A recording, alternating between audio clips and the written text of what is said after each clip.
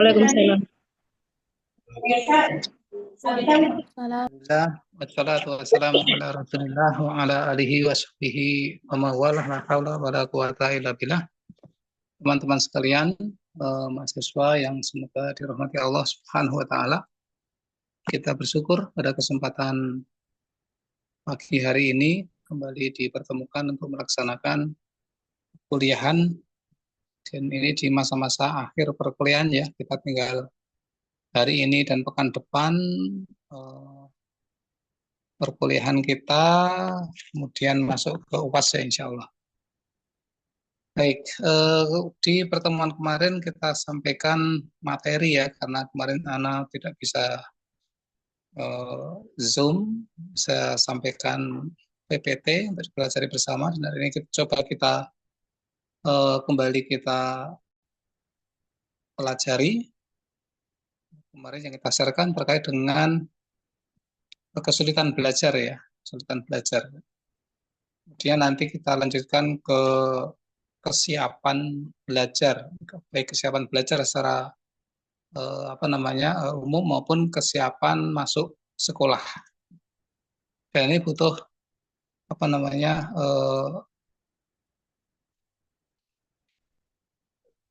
perhatian yang mendalam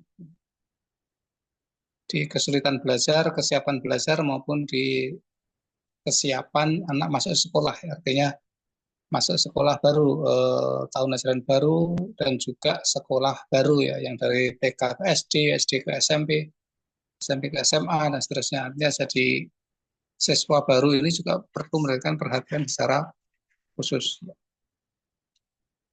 Baik, sebelum kita mulai, kita presensi dulu seperti biasa. Kita buka siakatnya sebentar.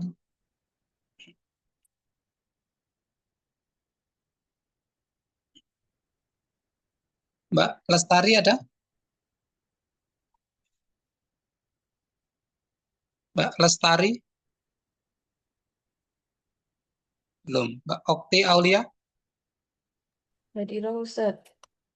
Lestari hadirah Ustaz. Oh, Mbak Lestari ada. Mbak Nabila? Hadirah Ustaz. Nah, Mbak Abidah Rahmah? Hadirah Ustaz. Mas Gifar? Hadir Ustaz. Mbak Berlian? Hadirah Ustaz. Mbak Karisatun? Hadirah Ustaz. Mbak Atikah? Hadirah Ustaz. Mbak Eka Lutfiah? Ya. Hadirah Ustaz.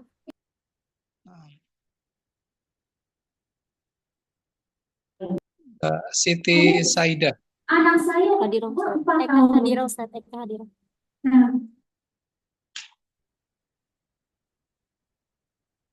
Nur Ain?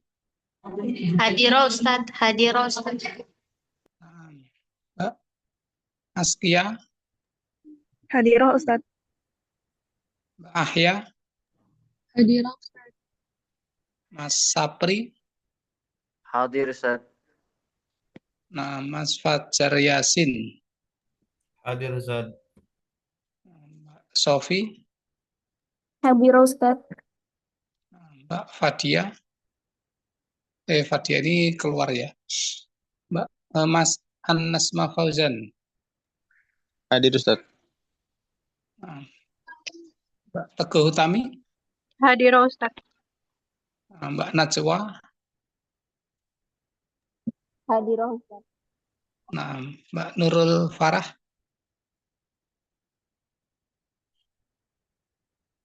Mbak Nurul Farah ada? Ada Ustaz. Ya. Ya. Mas Didik? Mas Didik Supatmadi? Didik izin Ustaz. Izin. Oh ya. Mas Imran?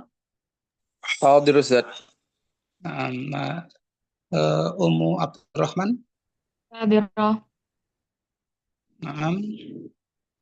Mbak Zahra? Hadirah. Nah, ya ini berarti yang tidak hadir satu ya, izin. Mas Didik. Masuk semua, alhamdulillah.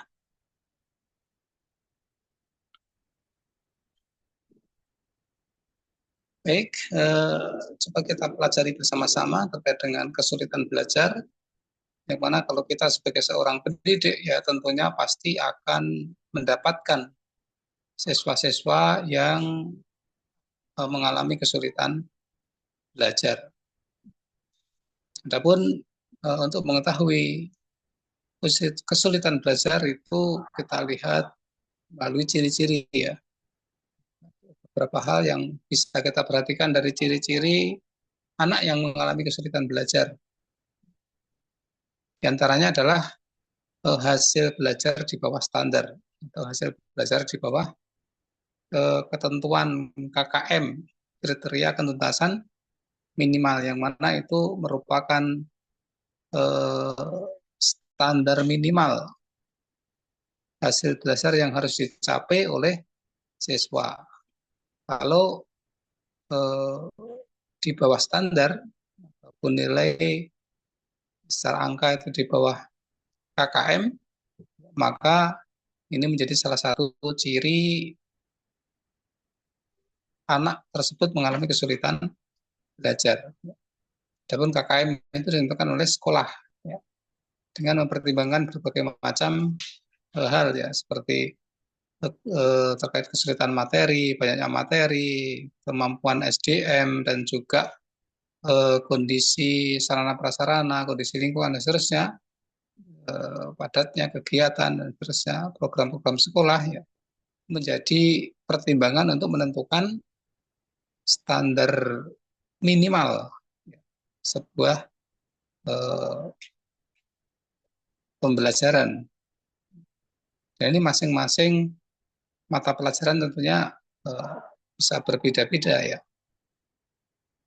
Jadi banyak faktor yang menentukan berapa standar yang kemudian dipatok ya oleh sekolah ya. Tentunya dengan mempertimbangkan berbagai macam hal tadi ya.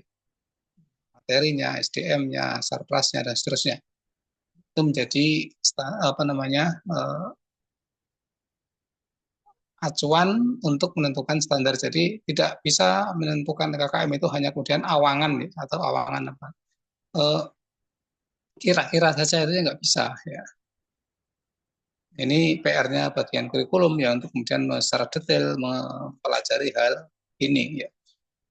Pada intinya ketika anak nilainya di bawah KKM ya, maka ini menjadi ciri anak mengalami kesulitan belajar. Sehingga kemudian kita perlu memperhatikan anak-anak yang di bawah KKM. Dan setelah melihat hasil belajarnya. Apalagi kemudian anak-anak yang siswa kita yang di bawah KKM kok banyak ya. Lebih dari separuh di bawah KKM, ini kan jadi pertanyaan. Ya. Apakah semua mengalami kesulitan belajar? Seterusnya ya. Bagaimana kemudian untuk mengangkatnya? Seterusnya ini menjadi PR bagi seorang pengajar. Baik, kemudian hasil belajar di bawah potensi yang dimilikinya. Kita melihat potensi anak ini sebenarnya mampu dia, tapi kok hasil belajarnya rendah. Baik itu pengetahuannya, pemahamannya, ataupun kemudian aplikasi dalam kegiatan sehari-hari, dari pola berpikirnya, sikapnya, perilakunya, itu kok menunjukkan belum menunjukkan hasil belajar yang diinginkan, berarti ini bisa menjadi ciri ya kesulitan belajar. Padahal dia berpotensi, anaknya pinter dan seterusnya, daya dukung ada, waktu ada dan seterusnya, tapi kok hasilnya di bawah, ini bisa jadi menjadi kesulitan belajar. Kemudian juga hasil belajar tidak sebanding dengan usaha. Hasil belajar tidak sebanding dengan usahanya. Usahanya sudah sungguh-sungguh ya. Tiap hari masuk, memperhatikan, tugas dikerjakan, tapi ternyata hasilnya masih rendah, ini bisa jadi dia mengalami kesulitan belajar. Lambat dalam melakukan tugas belajar. Ketika diberikan tugas-tugas lambat, ya, dikumpulkannya lambat, ini juga menjadi ciri kesulitan belajar. Bisa juga dari sisi sikap, ya, sikap yang kemudian sering menentang, acuh tak acuh, dari perilaku juga ya sering membolos, sering terlambat, bahkan tidak mengerjakan tugas, sering tidak masuk dalam waktu jam-jam tertentu, misalnya pelajaran-pelajaran tertentu. Ini bisa jadi anak tersebut mengalami kesulitan belajar.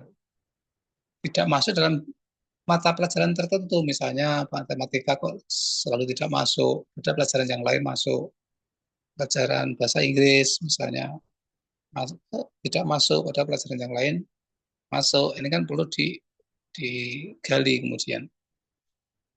Termasuk juga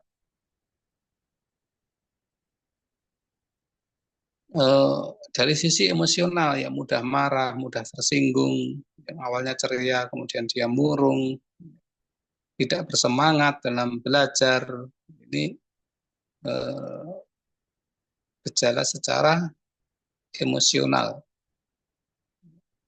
malas-malasan, tidak bersemangat untuk kemudian belajar, ya bisa jadi karena memang dia mengalami kesulitan belajar. Nah, kemudian penyebab atau latar belakang yang bisa belajar ini diantaranya ada dua hal, ya, dari internal maupun dari eksternal. Yang dari internal, misalnya kelemahan fisik, seperti tidak berfungsinya secara maksimal dari panca indera, kemudian sakit yang kemudian sering kambuh. Ini bisa menjadikan anak mengalami kesulitan belajar, yang menjadi penyebab anak mengalami kesulitan belajar. Ataupun juga cacat tubuh, ya. Cacat tubuh ini juga dapat menjadi sebab internal secara fisik. Kemudian secara mental juga, ya, yang dari bawaan misalnya IQ-nya rendah, ya. Namanya IQ itu ya itu memang sudah pemberian Allah Subhanahu wa taala. Ada yang IQ-nya tinggi, ada yang sedang, ada yang rendah. Tingkat kecerdasan manusia yang itu berbeda-beda, ya. Atau juga secara mental pun juga demikian, bisa menyebabkan kesulitan belajar, ya. Karena banyak tekanan, baik itu tekanan dari rumah, tekanan dari temannya, ataupun tekanan tugas-tugas yang banyak dan seterusnya, ya. Ini bisa menjadikan anak justru mengalami kesulitan belajar. Jadi penyebab. Kemudian juga dari kebiasaan anak sendiri, misalnya yang tadi sering bolos, sering tidak masuk, ya. Yang seharusnya dia rajin, dia tidak rajin, dia semangat, dia tidak bersemangat. Ini kan kebiasaan yang tidak pas, ya, tidak menunjukkan bahwa anak tersebut kemudian siap untuk belajar.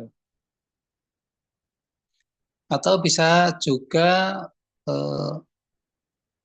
penyebab dari kesulitan belajar itu karena ya, siswa tidak memiliki pengetahuan ataupun keterampilan dasar yang diperlukan. Keterampilan dasar yang diperlukan. Sehingga perlu dicek, ya, kira-kira penyebabnya ini apa ini dari internal. Apakah dari fisik, apakah dari sikap perilaku, atau memang dia sebetulnya memang IQ-nya rendah, ya, atau dilihat dari sisi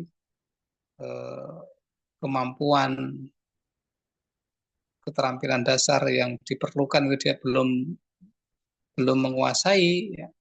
Maka kemudian yang perlu diselesaikan adalah ketika yang terakhir tadi, ya, keterampilan dasarnya ini yang perlu diajarkan terlebih dahulu.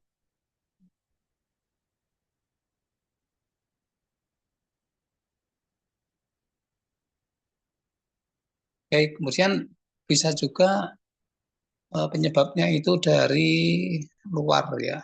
Kalau dalam kegiatan pembelajaran ini diantaranya misalnya eh, instruksi dari guru, dari pendidik yang kurang jelas misalnya, instruksi yang kemudian multi tafsir dari anak-anak ya. Si A, ya, murid A menafsirkan begini, kemudian murid B menafsirkan begitu dan seterusnya ya. Sehingga justru dengan seperti ini ya, berarti ini evaluasi buat guru ketika memberikan instruksi itu harus jelas ya. Jelas, tujuannya jelas, targetnya jelas, teknis pelaksanaannya juga jelas dalam mengerjakan sehingga anak tidak bingung ya untuk mengerjakan tugas karena sebetulnya yang kurang tepat itu instruksi dari gurunya, kelemahan sistem instruksional. Kemudian juga bisa jadi anak mengalami kesulitan belajar itu karena beban yang terlalu berat, materinya terlalu berat, kemudian misalnya terlalu banyak, misalnya adapun waktu yang diberikan sedikit, ya apalagi dikurangi, seperti ya terkadang kebijakan sekolah pun ada yang kurang tepat ya, misalnya di pemerintah itu sudah ditentukan di SMP misalnya bahasa Inggris itu dengan beban materinya yang telah ditentukan oleh pemerintah, kemudian telah ditentukan juga waktunya yaitu 4 jam per pekan, tapi oleh sekolah ya, dengan pertimbangan tertentu kemudian hanya diberikan 2 jam per pekan misalnya. 2 jam per pekan, adapun beban materi pelajarannya tetap, ya ini kan jadi tidak sinkron ya, tidak bisa dilaksanakan secara maksimal karena itu sudah terukur ya, beban materi di SMP misalnya itu selesai dengan 4 jam pelajaran. Tapi terkadang sekolah-sekolah yang kemudian diringkas menjadi 2 jam saja cukup misalnya. Sebetulnya bukan mengurangi ini ya, tetapi ketika memang ada target-target lain ya penambahan waktu itu yang perlu dipertimbangkan untuk kemudian diambil kebijakan. Yang sekolah bisa ini sampai jam 2:30 ya, ya karena memang ada target-target lain yang perlu dicapai dan seterusnya dari visi misi sekolah, visi misi yayasan misalnya ya. Ada hal-hal yang perlu ditekankan di situ ya, penambahan waktu.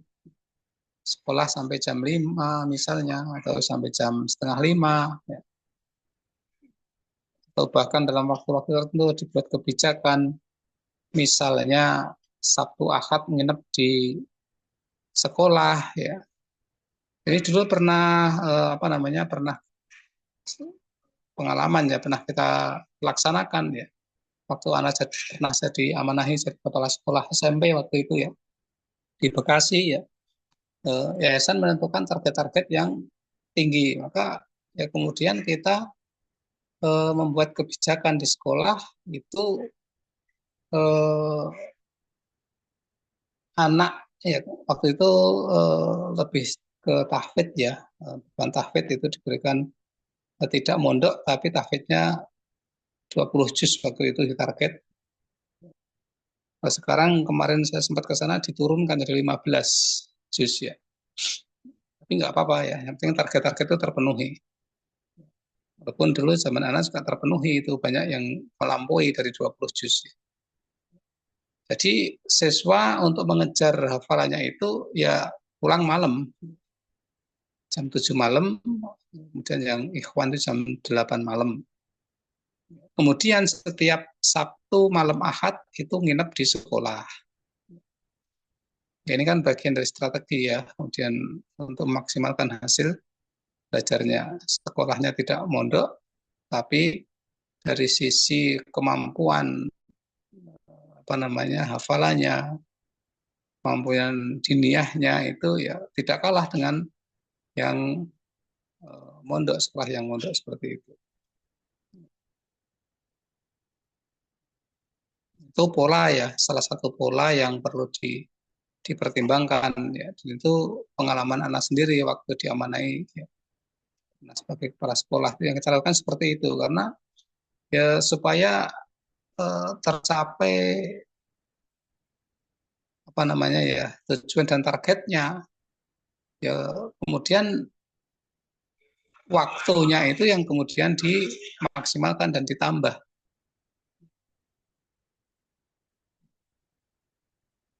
Baik, kemudian faktor yang lain dari luar yang itu menyebabkan anak mengalami kesulitan belajar diantaranya ya pindah sekolah, sering pindah sekolah. Anak yang sering pindah sekolah ini akan mengalami kesulitan belajar karena dengan pindah dia akan kemudian harus menyesuaikan diri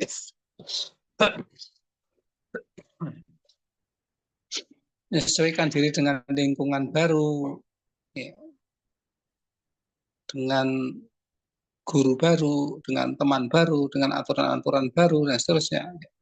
Ini kan butuh penyesuaian. Apalagi anak-anak yang secara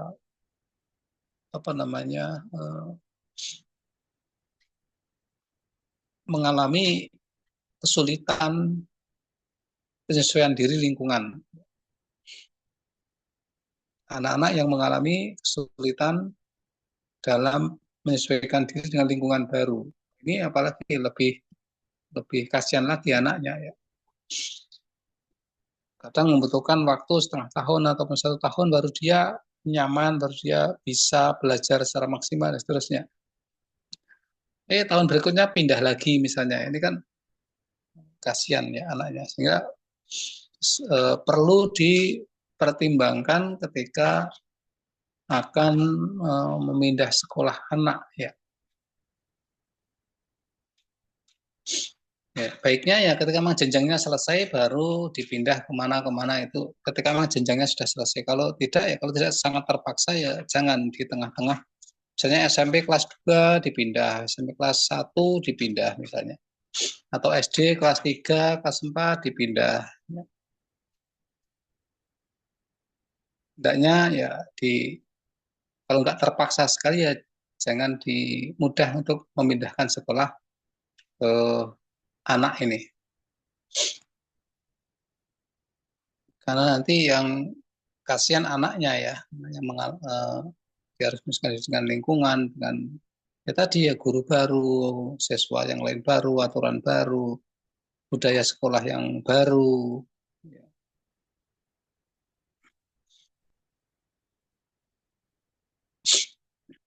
Baik, kemudian juga bisa jadi kesulitan belajar itu karena kelemahan dalam keluarga, artinya pola asuh di keluarga itu juga sangat mempengaruhi kesulitan belajar.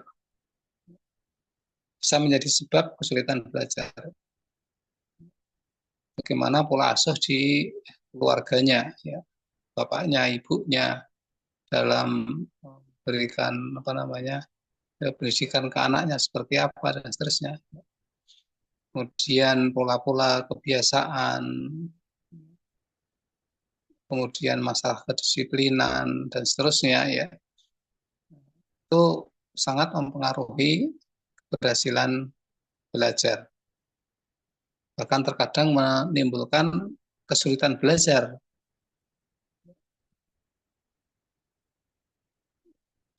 Sehingga penting pendampingan orang tua ini dalam belajar anak di rumah, terutama yang sekolah-sekolah yang tidak mondok ya, seperti SD misalnya, ataupun SMP yang tidak mondok, yaitu perlu kerjasama antara sekolah dengan orang tua di rumah untuk menyelaraskan pola pendidikannya. Sehingga apa yang dilakukan di sekolah itu juga dilakukan di rumah. Kebiasaan di sekolah dilakukan bisa juga di rumah. Dan juga perlu komunikasi intens antara pihak orang tua dengan pihak sekolah sehingga nyambung ya antara sekolah dengan rumah itu nyambung. Ya, tidak berjalan sendiri apalagi yang kemudian bertentangan ya. Seperti misalnya anak kelas 1 SD diajari makan, minum sambil duduk, baca doa, tapi di rumah tidak sinkron ya. Misalnya dibiarkan makan dengan tangan kiri sambil jalan-jalan, dibiarkan ini kan jadi nggak sinkron terus dengan di rumah. Apalagi kemudian lingkungan keluarga yang tidak mendukung, ya melihat kakaknya seperti itu, ya tidak sesuai dengan yang ditentukan di sekolah yang seharusnya seperti apa.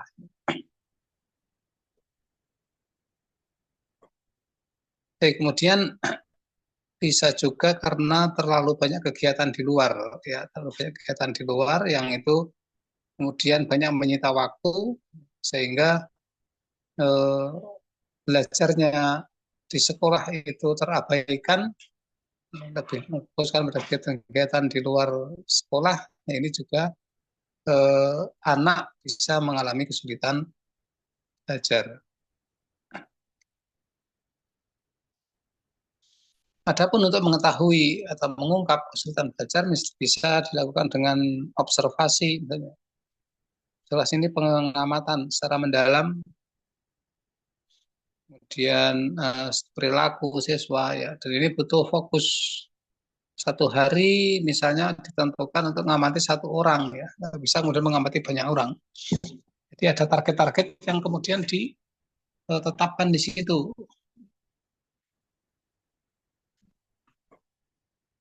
Target untuk diobservasi misalnya murid A misalnya hari apa, tanggal berapa dan seterusnya.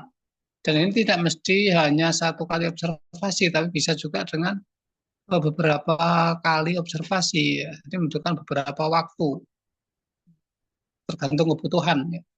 Dan juga nanti tergantung target apa namanya yang ingin dicapai dari observasi tersebut. Dan tentunya juga membutuhkan lembar observasi, ya, lembar panduan ya, yang kemudian di situ observasinya itu terstruktur juga apa namanya tertata seperti itu. Baik itu observasi di sekolah maupun kemudian bisa minta bantuan observasi di rumah, kita minta observasi kepada orang tuanya ya, dan melaporkan hasil observasi orang tuanya ke sekolah ya, kemudian dianalisis dan seterusnya. Mengungkap kesulitan belajar dari tes hasil belajar tadi sudah kita jelaskan ya. Ya mudahnya gini, ketika anak tidak sampai pada KKM ya berarti dia mengalami kesulitan belajar. Sehingga butuh kemudian tindakan selanjutnya, dan tindak lanjutnya dari hasil belajar tersebut. Apakah kemudian dengan pengajaran ulang, pengajaran ulang pun nanti bisa bermacam-macam, bisa klasikal, bisa kelompok kecil, bisa individual ataupun privat. Ini tergantung dari hasil belajarnya. Misalnya di mata pelajaran akidah, di situ ada soal 10 misalnya dari hasil tesnya. Kemudian terungkap di situ soal nomor 5 ternyata banyak yang salah. Ya, berarti materi soal nomor 5 tersebut harus diulang secara klasikal. Oh, soal nomor 2 ini yang salah cuma satu orang. Berarti ini secara umum sudah berhasil. Tinggal memahamkan satu orang dengan privat ya, dikasih apa namanya pembelajaran tambahan ataupun kemudian fokus memberikan penjelasan difahamkan kepada materi yang ada di soal nomor 2 tersebut pada anak yang salah dalam menjawab misalnya. Soal nomor 10 misalnya, ini yang betul 10 orang, yang betul 5 orang, separuh belum paham, separuh sudah. Maka kemudian bisa ditindaklanjuti dengan membuat satu kelompok kecil untuk menjelaskan materi nomor 10 misalnya. Ini memang tugas guru seperti itu ya. Jadi kemudian dipastikan seluruh materi itu diharapkan dipahami oleh siswa. Walaupun tidak 100% ya bisa setidaknya ya 80%, 90% gitu ya.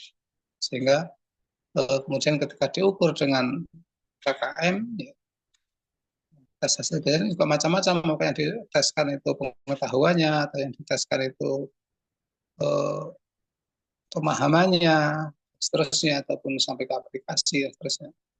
Itu tentunya ada teknik tersendiri untuk membuat soal tes ya. Jadi itu ada rumusnya, ada teorinya sebetulnya. Baik, kemudian dalam mengungkap kesulitan belajar juga bisa melalui pertanyaan angket, ya. Angket, kuesioner, ya, dijawab oleh siswa, atau juga dengan wawancara pun bisa sebenarnya ya, wawancara dengan orang tua, wawancara dengan siswa. Ini juga bisa mengungkap kesulitan belajar anak. Sehingga dengan mengetahui penyebab kesulitan belajar ini, guru bisa melakukan tindakan-tindakan yang sesuai dengan sebab kesulitan belajar anak. Kalau penyebabnya misalnya dari pola asuh, ya berarti kita harus berkomunikasi dengan orang tua untuk menyepakati agar pola asuhnya tersebut mendukung kegiatan belajar anak. Kalau penyebabnya dari IQ yang rendah, ya kita kemudian memberikan motivasi kepada anak, ya, dan juga untuk terus belajar walaupun kemampuannya kita tahu dia tidak sampai karena memang IQ-nya yang rendah. Minimal kita bisa memahami anak tersebut. Ya.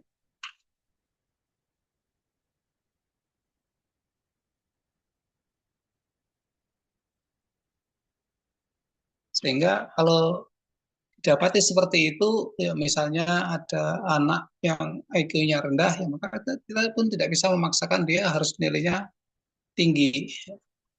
Tapi bisa kemudian kita melakukan observasi, akan wawancara dengan orang tua, ya. Kemudian yang dikembangkan adalah sesuai dengan minat bakat anak tersebut. Itu yang kemudian difokuskan, dikembangkan dan dimaksimalkan sehingga anak tersebut ketika nanti menggeluti dunia pekerjaan sesuai dengan bidangnya, ya, bakatnya. Dan anak yang sekolahnya itu ya nilainya selalu di bawah terus, tapi dia memiliki kemampuan, kecenderungan, keinginan, dan juga punya bakat di dagang misalnya, ya. Yang dikembangkan yang dagangnya itu. Adapun nilai-nilai ya di sekolah ya orang tua dan guru bisa memahami nilainya ya memang tidak bisa tinggi seperti itu, memang kemampuannya rendah secara IQ. Tapi orang tua dan guru kemudian sepakat untuk mengembangkan potensinya, yaitu di wirausaha misalnya, ya dagang dan seterusnya. Itu yang kemudian menjadikan dia memiliki keterampilan hidup, ya, dan sampai kemudian menjadi bidang keahlian dia dan menjadi ke depan menjadi mata pencaharian dia, ya, bahkan bisa menjadi pengusaha yang sukses untuk kemudian diarahkan menjadi jalan dakwah dia dan seterusnya.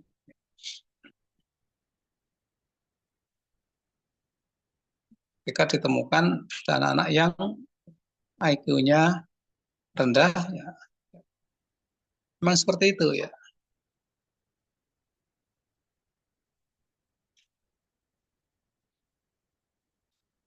Baik, kemudian upaya penanganan kesulitan belajar. Ketika ditemukan kesulitan belajar, sudah kita singgung di sini sebetulnya.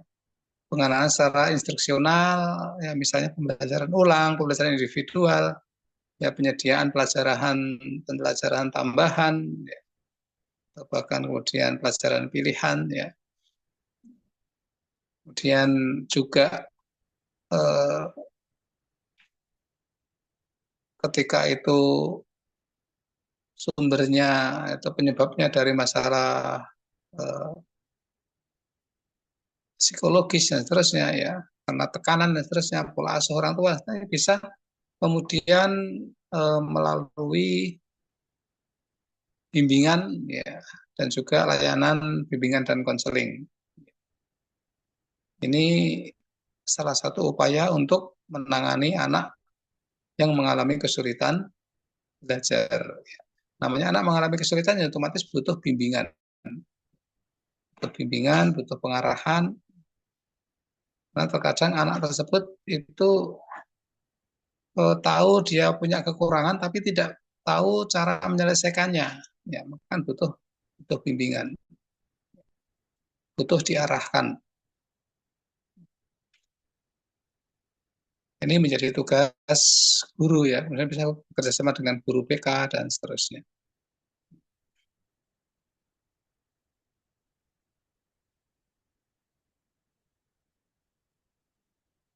Baik, mungkin sampai di sini terkait dengan kesulitan belajar yang boleh didiskusikan, kita persilakan.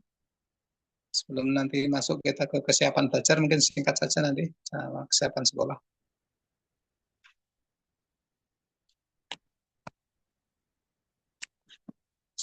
Monggo kita persilakan terkait dengan kesulitan belajar.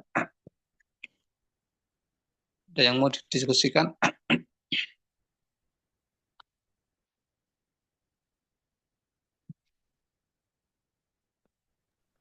Ustadz, Afan izin bertanya. Ya, naam. Ini Mbak siapa ini? Pak Abidah Rahmah ya. Untuk faktor internal tadi kan termasuk juga siswa yang tidak memenuhi keterampilan dasar yang diperlukan. Contoh keterampilan dasar di sini kayak apa aja ya, Ustadz? Oh ya, baik. Kesulitan belajar, ini penyebab tadi ya, masa di penyebab. Salah satu penyebab anak mengalami kesulitan belajar itu karena pengetahuan dan keterampilan dasar yang belum dimiliki ya. Sebagai contoh, misalnya ini ya, misalnya pelajaran umum ya, mudahnya matematika gitu ya. Matematika di kelas 3 atau kelas 4 ya, itu ada materi perkalian, dan di semester berikutnya ada pembagian gitu misalnya, ini contoh saja ya. Maka ini kan untuk bisa mengerjakan perkalian, ini kan butuh keterampilan dasar sebelumnya yang harus dikuasai, yaitu kemampuan penambahan. Ya, karena anak tidak akan mungkin bisa menyelesaikan perkalian kalau anak tersebut belum menguasai konsep penambahan. Begitu pula keterampilan dasar yang dibutuhkan untuk bisa mengerjakan pembagian, ya anak harus paham dulu terkait dengan konsep pengurangan.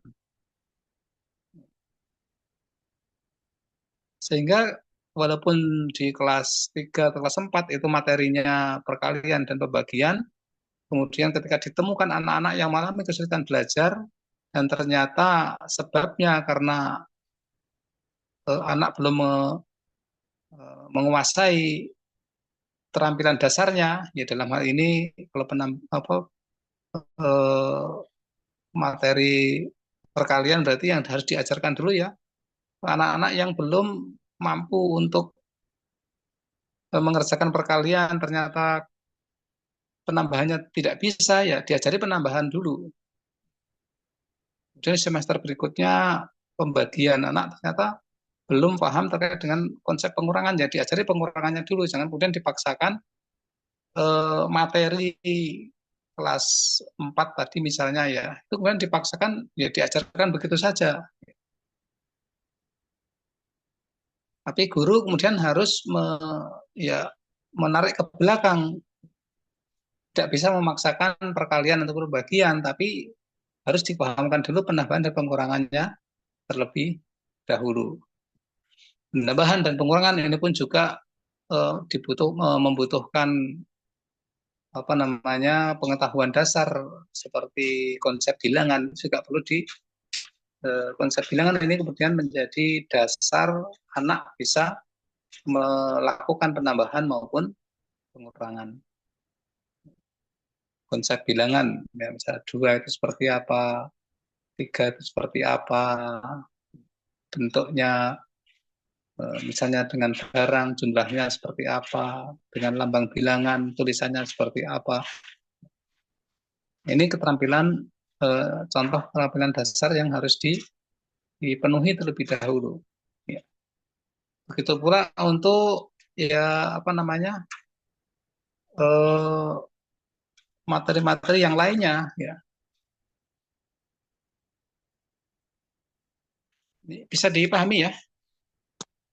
Ini kita mudahkan dengan apa namanya contoh yang pelajaran umum, ya. Kalau untuk anak-anak TK gitu, Ustadz, kan biasanya ada motorik kasar, motorik halus seperti itu. Sebelum menulis, kalau konsep kayak gitu, menurut Ustadz gimana? Jadi harus disempurnakan dulu nih motorik halusnya, motorik kasarnya, habis itu baru nanti belajar menulis gitu. Apakah termasuk ke keterampilan dasar, Ustadz? Ya, betul ya.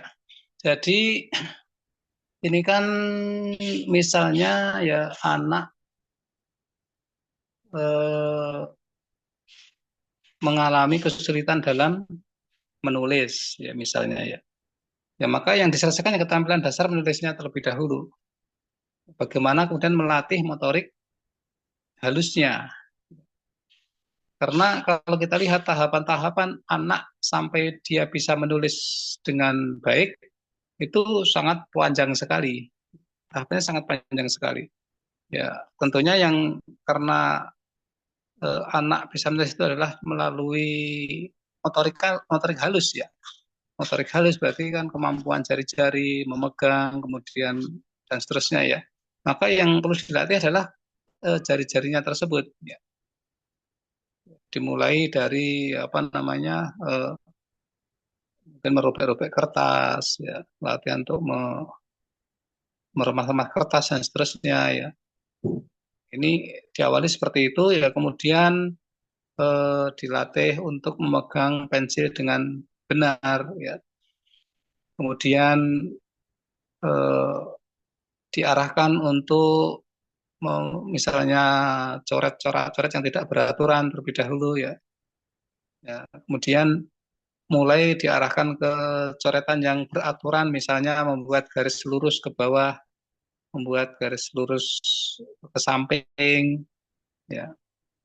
Itu pun kalau belum mampu perlu dibantu dengan titik-titik misalnya ya, menghubungkan apa namanya titik-titik tersebut ataupun garis putus-putus ya dan disambungkan. Ini kan bagian dari latihan-latihan ya. Keterampilan dasar nulis ini kan dari situ. Kemudian menghubungkan dari titik satu ke titik yang lain dengan lurus. Nah, sudah bisa, berarti ini sudah ada kemampuan di situ. Membuat apa namanya garis lengkung ke kiri, lengkung ke kanan, lengkung ke bawah, lengkung ke atas, membuat lingkaran. Ya. Ini kan juga perlu dilatih. Membuat lingkaran, misalnya dibuat garis-garis putus-putus dulu, disambungkan menjadi lingkaran. Dibuat titik-titik yang agak jarang, kemudian disambungkan jadi lingkaran misalnya. Sampai kemudian anak mampu untuk membuat lingkaran tanpa bantuan titik ataupun garis. Sudah bisa. Membuat lingkaran itu kan bisa membuat huruf O itu ya. Membuat apa namanya latihan menulis, membuat garis zigzag misalnya ya. Untuk membuat huruf Z kan zigzag ya. Dilatih juga di situ, sering dilatih. Ya. Itu keterampilan dasar yang harus dipenuhi oleh siswa untuk bisa menulis dengan benar. Tahapannya ya seperti itu ya. Kalau kita melihat misalnya ya huruf B, misalnya huruf B itu kan terdiri dari garis lurus ke bawah, kemudian garis lengkung ke kanan ya. Ketika anak sudah terbiasa dengan itu ya, maka dia untuk membuat huruf B ya langsung bisa.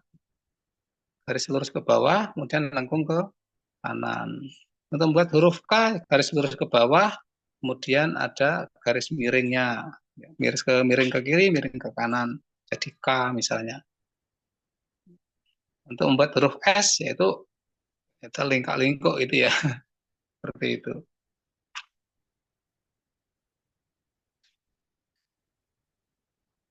Huruf E misalnya, ya, huruf E kecil itu kan agak susah ya untuk anak-anak ya. Eh, ada seperti lingkaran tapi nggak nyambung, kemudian harusnya tengahnya dicoret jadi E kecil misalnya. Huruf A pun demikian ya, buat huruf A dan seterusnya. Jadi eh, sebelum anak itu apa namanya diajari menulis dengan benar, ya tentunya keterampilan dasar motorik halusnya ini yang kemudian perlu diperhatikan dan perlu dilatih terlebih dahulu. Ya. Jangan kemudian tanpa adanya latihan-latihan, ya, persiapan-persiapan cara motorik halus, kemudian anak langsung disuruh untuk menulis ya, dengan baik, dengan benar, ya, ya tidak seperti itu. Ya. Tapi perlu dilatih terus dengan tadi ya kemampuan motorik halusnya dipastikan, kemudian kemampuan membuat titik, membuat garis, membuat lengkung dan seterusnya itu bisa, yang itu menjadi dasar anak bisa menulis dengan baik. Tentunya ini juga membutuhkan latihan-latihan. Untuk anak kelas B rata-rata ya walaupun tulisannya masih besar-besar, biasanya sudah bisa ya. Nanti itu bagian dari pertumbuhan dan perkembangan anak ya secara motorik halus. Nanti ketika ada kelas 1 SD biasanya sudah mulai mengecil hurufnya sudah mulai tertata ya. Kelas 2, kelas 3 sudah rapi biasanya. Kalau itu memang mempunyai kemampuan motorik halusnya yang bagus.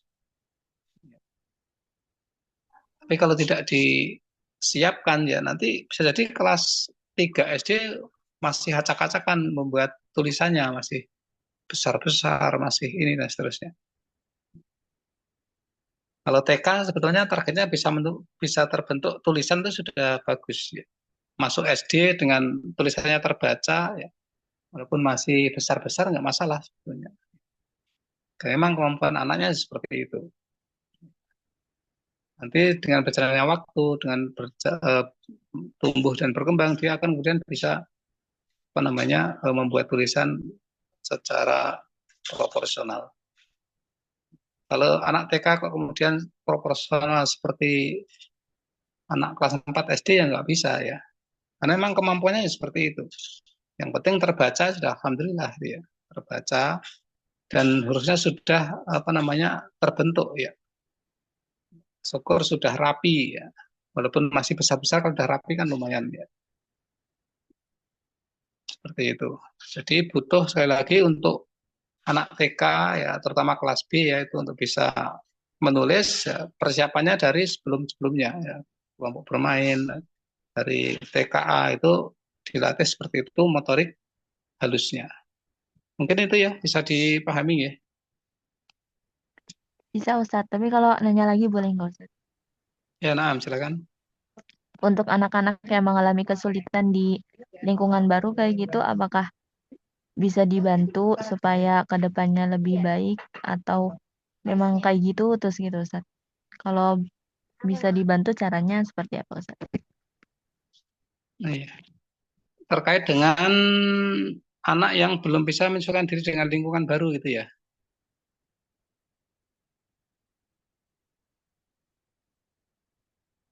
Seperti itu maksudnya.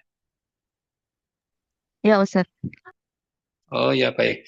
Jadi ketika ada anak-anak yang mengalami kesulitan penyesuaian dengan lingkungan baru, ya, ini maka kemudian eh, model apa namanya ya eh, pendekatan guru ya dan juga kelekatan guru ini yang kemudian perlu dilakukan ya.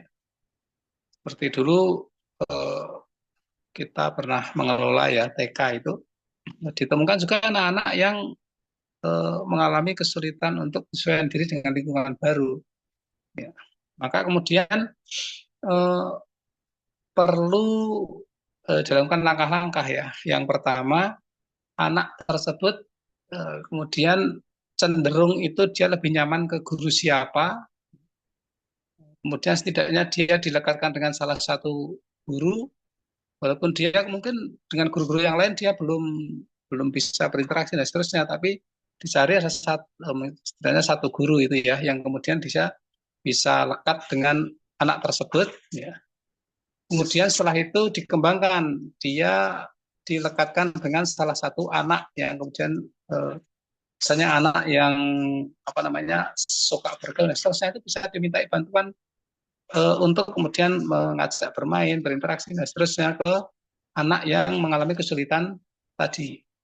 Nah, sehingga nanti dengan berjalannya waktu dan juga berjalannya eh, interaksi, komunikasi, maka dia akan kemudian bisa bisa bergaul dengan eh, yang lain, ya seperti itu.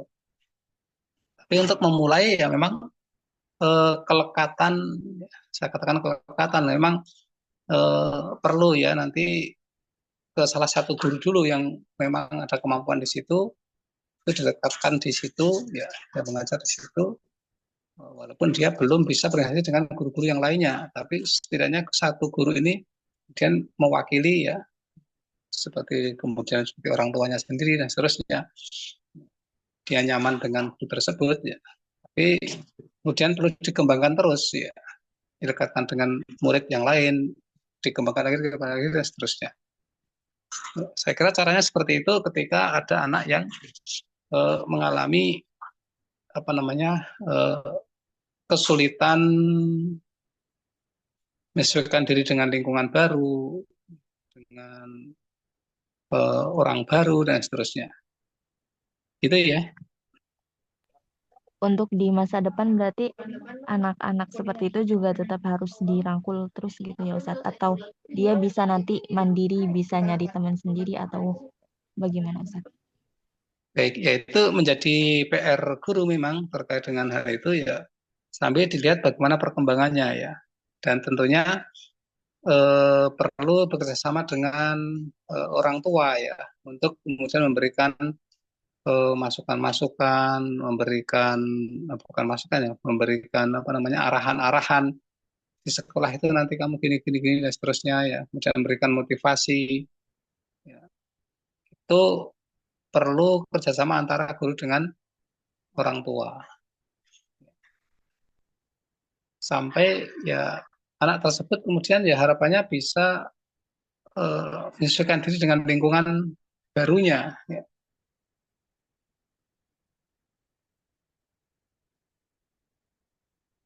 Ketika memang itu masih membutuhkan bantuan ya dibantu ya. Jadi walaupun masuk mungkin apa namanya dari TK masuk ke SD, dari SD masuk ke SMP, ya ini kan butuh bimbingan, butuh pengarahan terus ya. Apalagi tadi yang mungkin mengalami kesulitan untuk beradaptasi dengan lingkungan baru, bersosialisasi dengan orang baru dan seterusnya. Tentunya dari guru dan juga dari orang tua untuk kemudian bekerja sama ya dalam mengatasi permasalahan ini, kesulitan dalam penyesuaian diri dengan lingkungan baru.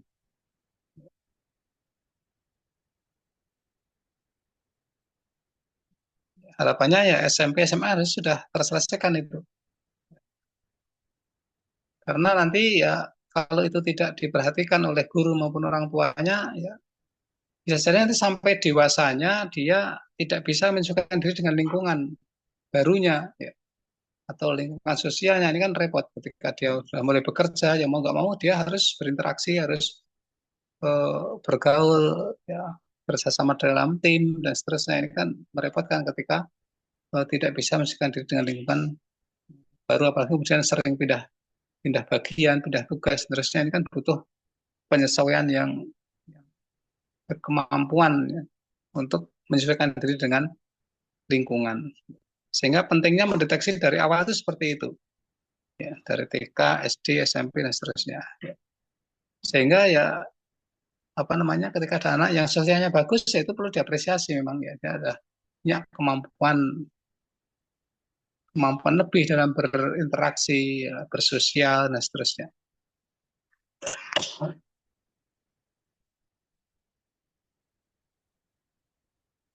Mungkin seperti itu ya. Atau mungkin dari teman-teman yang lain ada yang punya pengalaman, mungkin pengalaman menghadapi anak-anak yang mengalami kesulitan penyesuaian diri dengan lingkungan baru, ya. Apalagi yang sering tadi disebutkan sering pindah sekolah menjadi penyebab juga, ya. Afwan Ustadz izin bertanya. Ini Pak sampai Kakak Karisatun ya. Izin Ustadz. Silakan. Kalau misalkan ada siswa kelas 1 gitu ya.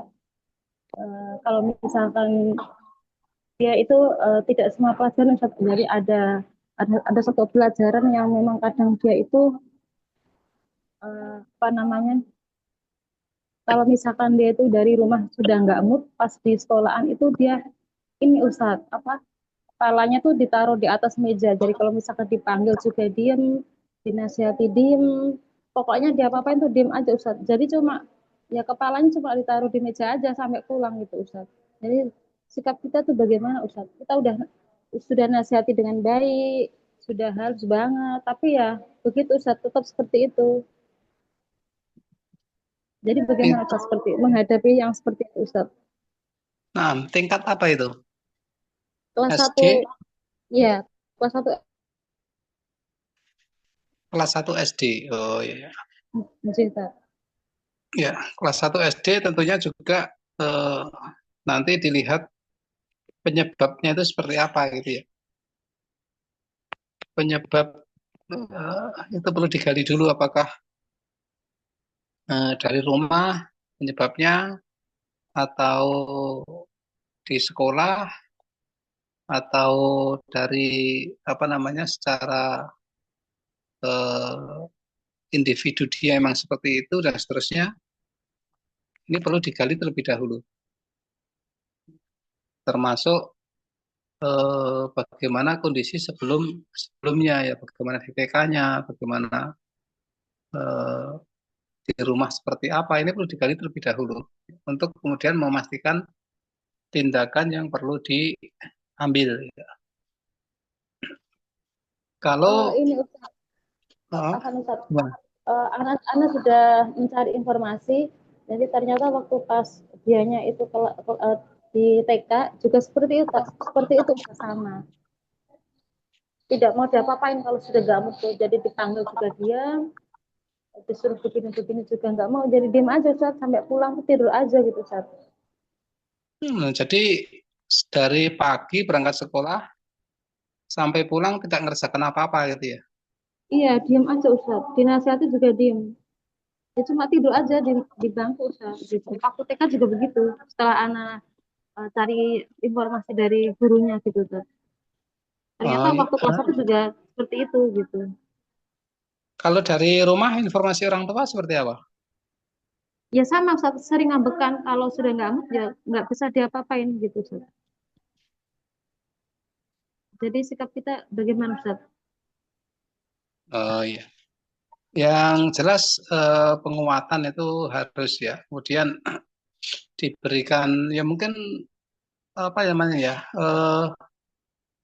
ketika anak melakukan sesuatu yang positif itu langsung diapresiasi ya. Kalau yang seperti ngambek itu dan sebagainya, jangan terlalu diberikan perhatian yang lebih. Karena justru kalau kita memberikan perhatian yang lebih dengan kondisi anak yang seperti itu, ya dia justru akan menguatkan perilakunya, menguatkan perilakunya tersebut. Karena dia, saya malah khawatir jangan-jangan dia itu membutuhkan perhatian gitu ya. Sebab utamanya karena perhatian mungkin. Ya. Nah, coba digali lagi. Kalau penyebab utamanya itu adalah karena dia yang ngambeknya itu karena butuh perhatian, ya dia akan seperti itu terus dan justru malah tidak sembuh-sembuh gitu ya. Kalau kita kemudian memberikan perhatian itu, karena dengan itu dia merasa dia diperhatikan, ya dia dengan seperti itu dia diajak bicara, dengan seperti itu dia apa namanya diajak oleh gurunya, diperhatikan oleh gurunya dan seterusnya, termasuk orang tuanya dan seterusnya. Jadi langkah pertama menurut Ana ya itu kita tidak usah terlalu apa namanya ya berpengaruh dengan perilakunya. Artinya eh, di awal ya diajak sekali dua kali nggak masalah gitu ya. Tapi kemudian jangan sampai justru kita menguatkan perilakunya tersebut dengan memberikan perhatian yang lebih ya, sering di misalnya seterusnya ya. Tetapi coba ketika anak ya sesekali melakukan sesuatu yang positif ya misalnya dia kemudian saat suatu saat dia mau belajar yang diapresiasi justru yang positifnya itu ya. Adapun yang negatifnya jangan terlalu kemudian banyak diperhatikan.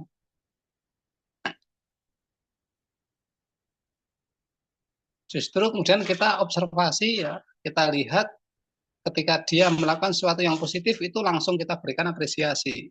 Walaupun sedikit positifnya langsung diapresiasi. Itu akan menguatkan perilaku positifnya dan bisa merubah eh, kondisi dia seperti itu. Ini bisa dipahami ya polanya ya, yang harus dilakukan itu. Iya, Ustaz. Nah, jadi intinya jangan terlalu kemudian diberikan perhatian berlebih terkait dengan perilakunya itu. Dan yang kedua, berikan apresiasi ketika anak melakukan hal-hal yang positif.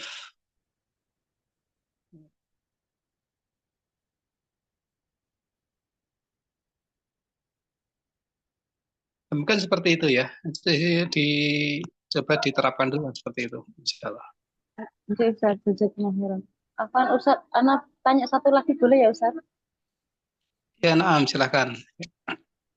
Kalau misalkan kita mendapati anak seusia TK yang sering menulisnya tuh pakai tangan kiri, itu bagaimana, Ustaz? Apakah kita itu mengarahkan ke tangan kanan atau bagaimana, Ustaz?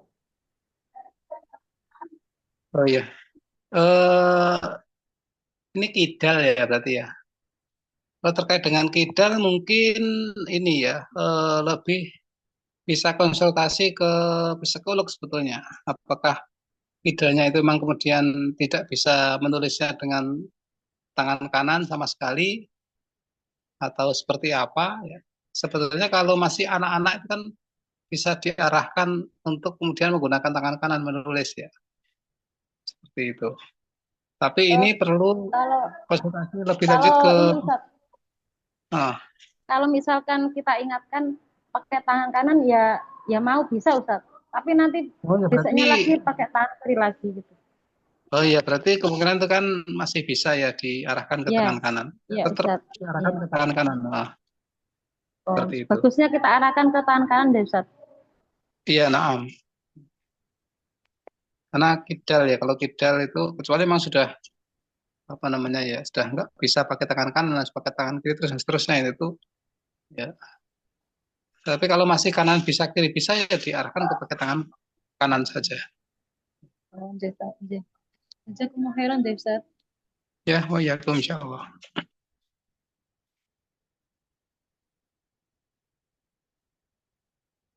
Baik, yang lain mungkin kalau ada.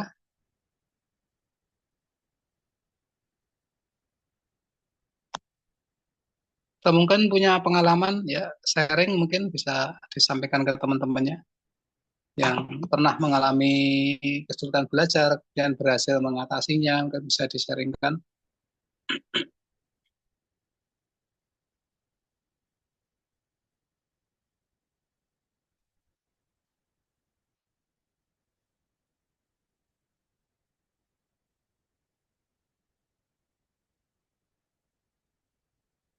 Kalau di anak-anak usia dini itu sebenarnya pola asuh ini yang sangat menentukan ya, pola asuh orang tua ini sangat menentukan sekali terkait dengan perkembangan anak baik secara emosi, secara keterampilan dasar dan seterusnya, dan juga membentuk pengetahuan, pemahaman ini sangat ditentukan oleh pola asuh orang tuanya.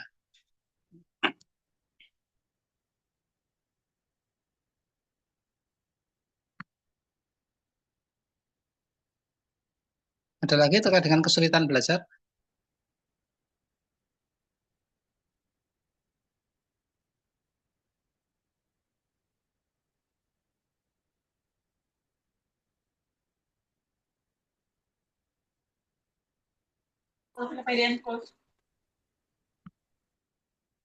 Cukup ya untuk kesulitan belajar ya. Kita lanjut sedikit, kita masih ada waktu berapa ini? Oh, masih 20 menit ya.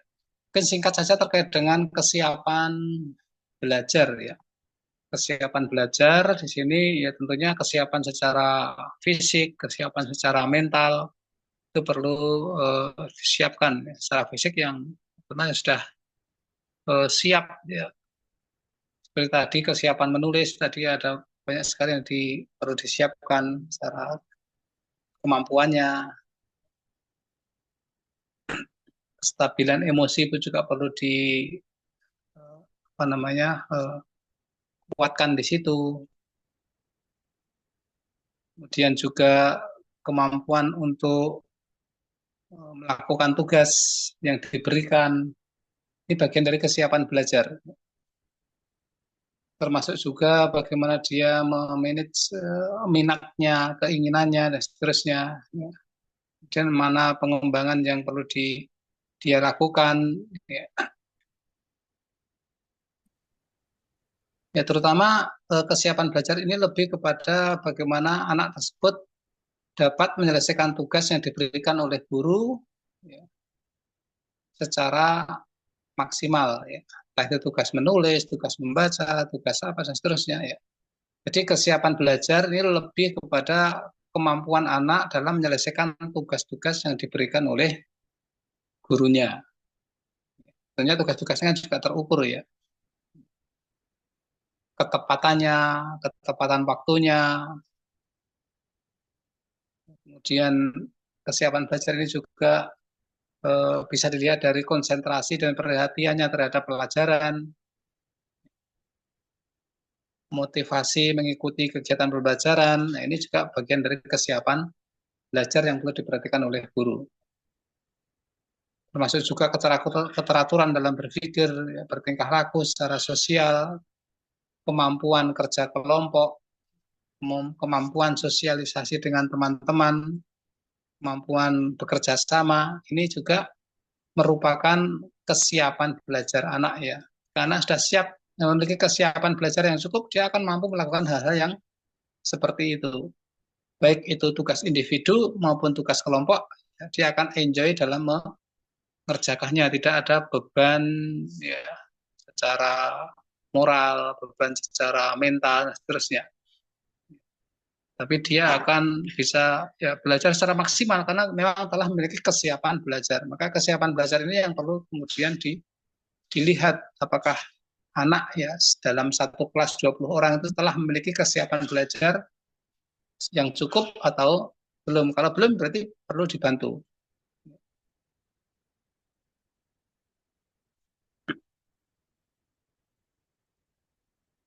Jadi pada intinya kesiapan belajar ini ya terlihat dari anak yang dapat belajar dengan mudah tanpa ada ketegangan emosi,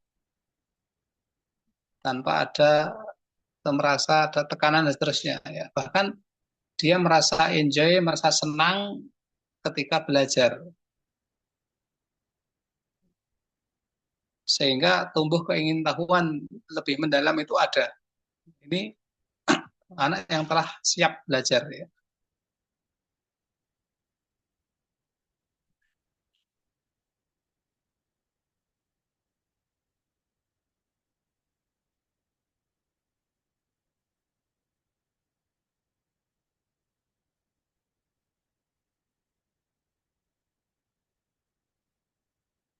Baik, kemudian di antara kriteria kesiapan belajar ya, ini bisa dilihat dari beberapa hal ya.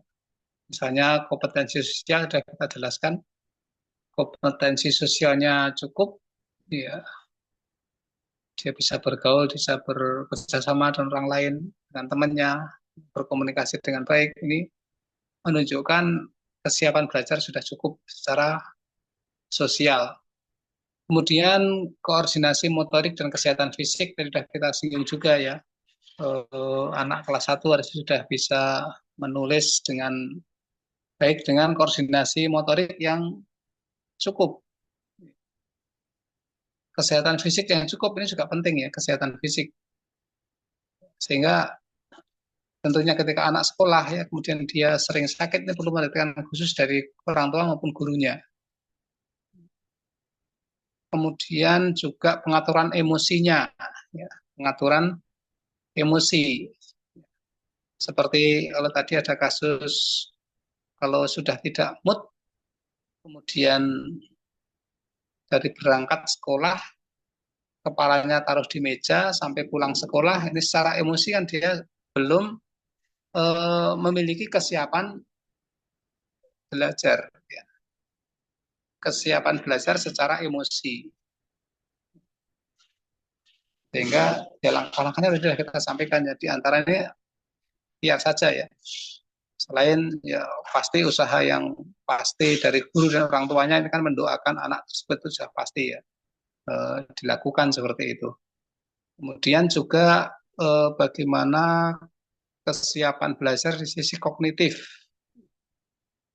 Tadi sudah kita singgung, kita sampaikan terkait dengan keterampilan kognitif, kesiapan kognitif, keterampilan dasar, pengetahuan dasar yang harus dia miliki sebelum kemudian mempelajari ya, materi pelajaran yang ada di kelas tersebut. Ini juga penting untuk dilihat dan disiapkan.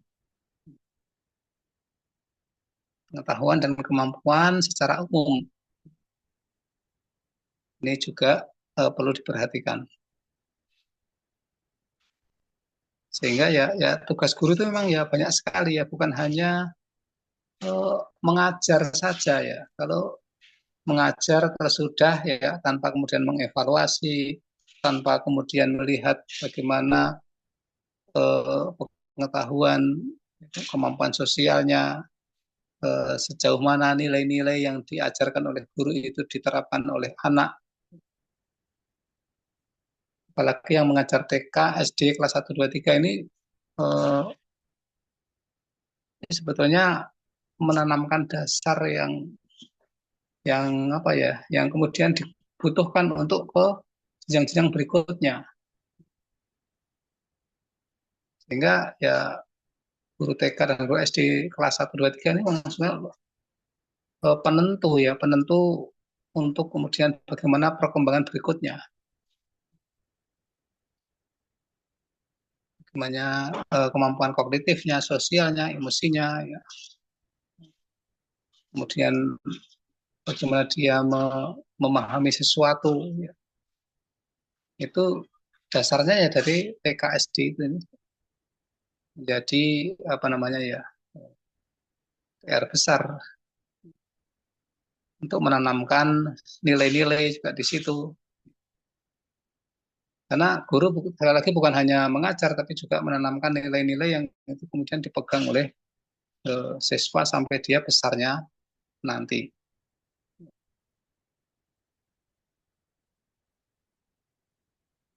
Membimbing, mengarahkan, memotivasi anak, memfasilitasi kebutuhan anak, ya itu memang tugas-tugas guru, ya, tugas pokok dan fungsi guru itu seperti itu.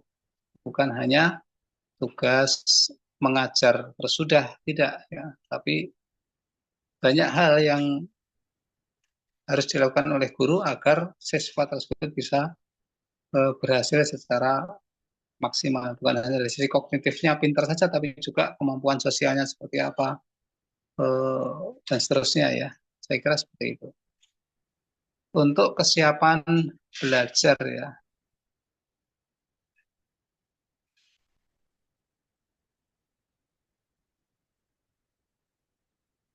saya kira itu kesiapan belajar dan juga kesiapan masuk sekolah, terutama di kesiapan masuk sekolah tentunya yang perlu diperhatikan ya tadi kemampuan dasarnya, kemudian potensi-potensi itu perlu digali, ya, potensi dari sekolah sebelumnya, termasuk prestasi-prestasinya dan seterusnya itu ya, kemudian perlu digali, termasuk juga untuk masuk ke sekolah baru itu yang perlu dipersiapkan oleh panitia terutama ya, itu bagaimana kondisi kesehatan siswa, calon siswa ya, itu juga perlu diperhatikan, riwayat kesehatan yang mungkin bisa jadi digali dari bagaimana waktu di kandungan, waktu bayi, waktu di PAUD atau di TK dan seterusnya, itu perlu digali juga riwayat kesehatannya. Kemudian juga bagaimana tumbuh kembangnya, bagaimana pola asuh orang tua ini perlu digali juga. Sehingga pentingnya wawancara orang tua untuk masuk TK, untuk masuk SD ini sebaiknya ya wawancara secara mendalam.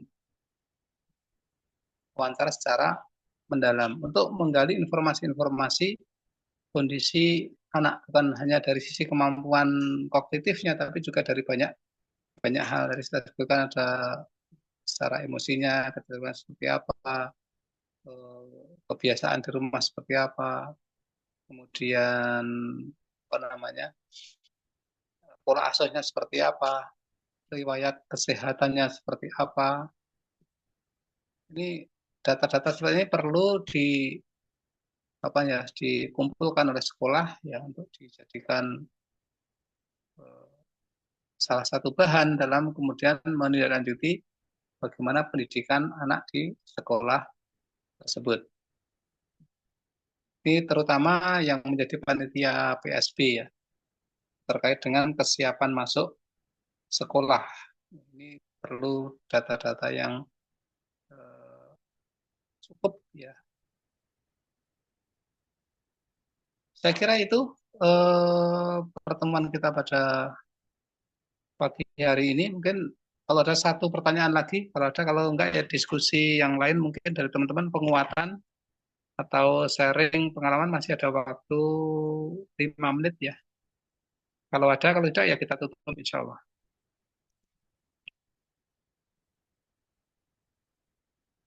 Satu lagi kalau ada, silakan.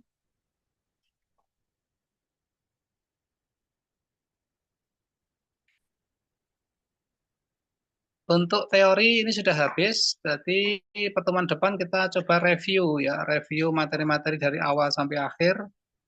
Ya, kemudian untuk UASnya nanti ya tidak jauh dari materi-materi ya yang telah kita pelajari bersama satu semester ini, dan lebih kepada apa namanya,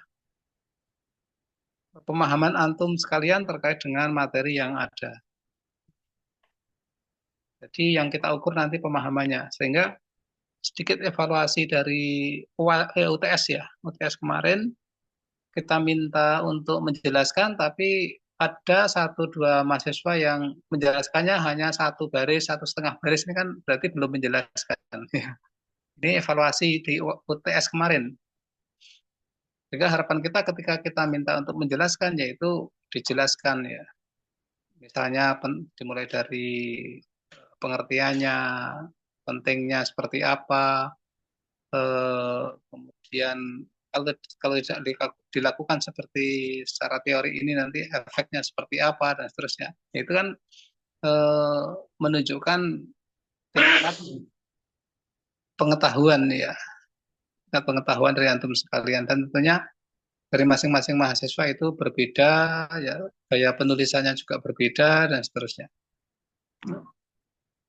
Jadi untuk UAS nanti yang kita ukur pengetahuan antum sekalian terkait dengan materi-materi yang telah kita pelajari bersama ya, bentuknya soal dan antum menjelaskan seperti itu sesuai dengan kemampuan masing-masing. Saya kira demikian ya, insya Allah cukup pertemuan pada pagi menjelang siang hari ini. Mudah-mudahan apa yang kita pelajari bersama ya dapat bermanfaat, ya. Minimal menambah wawasan pengetahuan bagi antum sekalian sehingga bisa melaksanakan menjalankan tugas sebagai seorang pengajar itu bisa lebih maksimal ya dengan mengetahui secara teori ilmu kejiwaan, psikologi, pendidikan seperti itu. Demikian, mari kita akhiri pertemuan, kita tutup dengan doa kafaratul majelis. Subhanakallahumma wa bihamdika asyhadu an la ilaha illa anta astaghfiruka wa atubu ilaik. Kita akhiri. Assalamualaikum warahmatullahi wabarakatuh. Waalaikumsalam warahmatullahi Waalaikumsalam warahmatullahi wabarakatuh. Jazakumullah khairan. Wa jazakumullahu khairan.